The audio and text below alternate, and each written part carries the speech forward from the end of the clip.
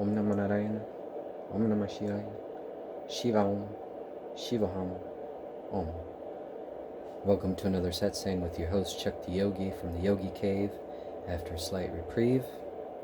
The initiation that I carried out last weekend went very well, so I'm ready to go on with the Yoga Sutra because we're getting towards the end, and that's a wonderful thing. So let's get to where we were last. I believe it was 4.13. Devyakta Sukshma Guna Atmana. These forms are manifest or subtle and composed of primary constituents. Forms of what? Well, forms of nature. And they can be manifest as an object or subtle as in radioactivity or electricity. And they're composed of the primary constituents of nature, which is positive, negative, and neutral. So that's what Patanjali is expressing in that sutra. 4.14 Parinama ekata vad vastu tattvam. The thatness of an object derives from the homogeneity and the transformation of the primary constituents. So what that means is that each object has a discreteness to it due to the object having the same characteristics, creating a distinction between that object and everything else. Say, for example, well, this mala, right? This mala has rudraksha and sterling silver. So the sterling silver has certain elements in it, and it's part of what we call the metallic elements. And the malas, these right here, the rudraksha, they're seeds, and they have their own organic elements in them. And so this is what he's talking about. He's stating that this together forms something that is distinct from everything else, precisely due to the homogeneity in the metal, for example, which creates sterling silver rather than, say, pure silver. And sterling silver has certain elements in it to make it stronger. And then rudraksha, which has certain elements of it in it. And the genetic code in the rudraksha creates a certain form that is valued by Shaivites and Nas alike. So this is what he's talking about. Each object has a thatness to it, and that thatness is produced by the inherent elements of which it's composed of. Anyway, 4.15 Vastu samye chitta vedat tayor vivaktaha pantaha. In view of the multiplicity of consciousness as opposed to the singleness of perceived object, both belong to separate levels of existence. So this is an extremely subtle sutra, and what he's stating is that multiplicity of consciousnesses and the singleness of a perceived object are two distinct things, right? Because, and again, going back to my theory of consciousness, or my model of consciousness, I put a lot of emphasis on perception, because that perception collapses and creates a certain vision of what is before you. And that perception, or that process of perceiving and collapsing into any given form, is distinct to each individual consciousness, right? Because a realized being isn't going to collapse perception in the same way an ordinary jiva would, and that ordinary jiva wouldn't collapse things in the same way that, say, like an average mammal would, and so on and so on.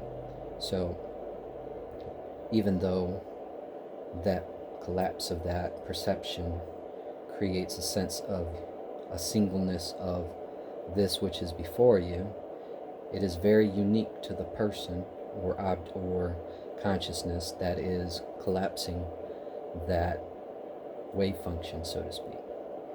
So again, we're getting into quantum physics here, and so Patanjali was very aware of that, and that's just one layer of other layers that I'm not going to get into in regards to the sutra. But let's just leave it there because it can get really technical really quick, as you can see. 4.16 Nachaika chita tantram vastu tad aparana kam tada kimsya. And the object is not dependent on a single consciousness. This is unprovable. Besides, what could such an imaginary object be? So, what he's stating is that the thusness of an object is not dependent on any particular consciousness. What he's saying is that each consciousness is going to collapse that object in a particular way.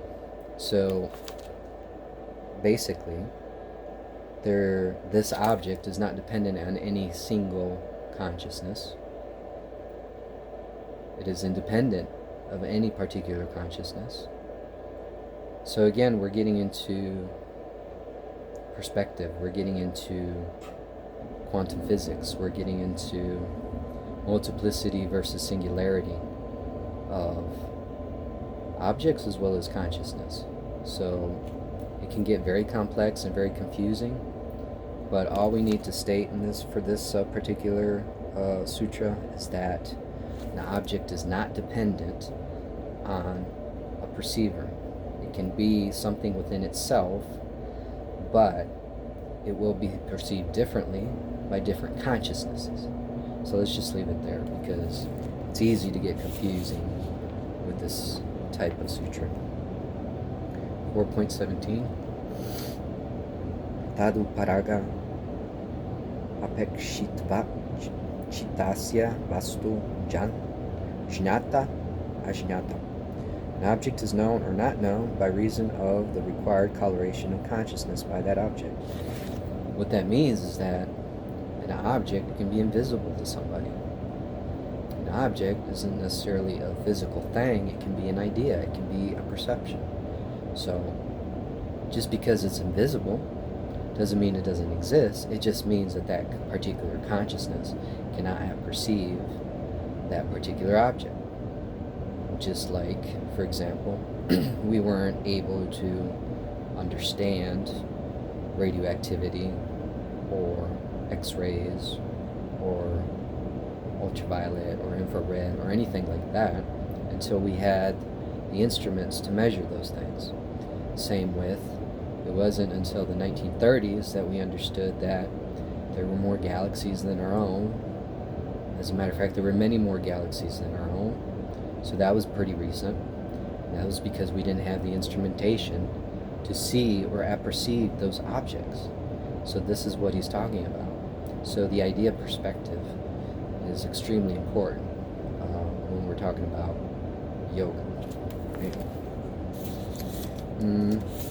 Did that one. Move on to 4.18. Sada jnatas chittavritayas tat prabho purushasya parinama.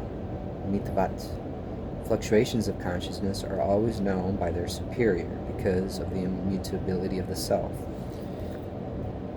That brings me to mind the understanding, or the Hermetic understanding, that that which is above not only reflects that which is below, but also that which is above has dominion over that which is below.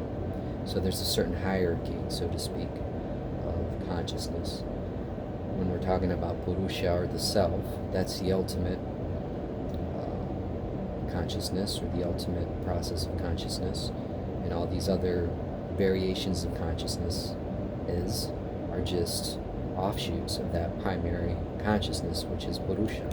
So going back to that means that the self is aware of every, or Purusha is aware of all manifestations of consciousness. But we, as individual selves, aren't necessarily, we don't necessarily perceive that self.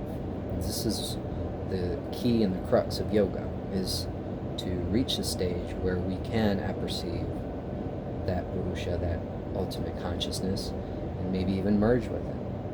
So that right there is a mouthful. So I'm going to leave it there and move on to 4.19 next time, because that's a lot to mull over. Om Namo Narayana, Om Namo Shivaya, Shiva Om, Shiva Om. Jai Ma, Jai Mahakal. Till next time.